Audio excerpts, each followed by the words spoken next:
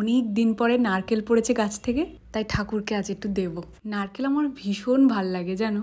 নারকেল গাছ মানে নারকেল উৎপাদিত সব থেকে বেশি হয় ইন্দোনেশিয়ায়, আর আমাদের ভারতে সব থেকে বেশি পাওয়া যায় কেরালা, তামিলনাড়ু, কর্ণাটকে। আমার খুব ইচ্ছে কেরালা ঘুরতে যাওয়ার। ওখানকার প্রাকৃতিক পরিবেশ নাকি দেখবার মতো। ওই যে সারি সারি নারকেল গাছ, আর তার মধ্যে দিয়েই চলে গেছে নদী, আর নদীতে যে নৌকাগুলো ভাসছে তাতে কি সুন্দর করে বাড়ি বানানো। কি যে মনে স্বাদ ওই নৌকার বাড়িতে চেপে ভ্রমণ করার, কি বলবো। আজ আবার হচ্ছে কচুর ডাঁটা। কচুর ডাঁটা কাটলে হাত চুলকায়, তোমরা অনেকেই বলেছিলে তেল মাখতে, তারপর লেবুর রস।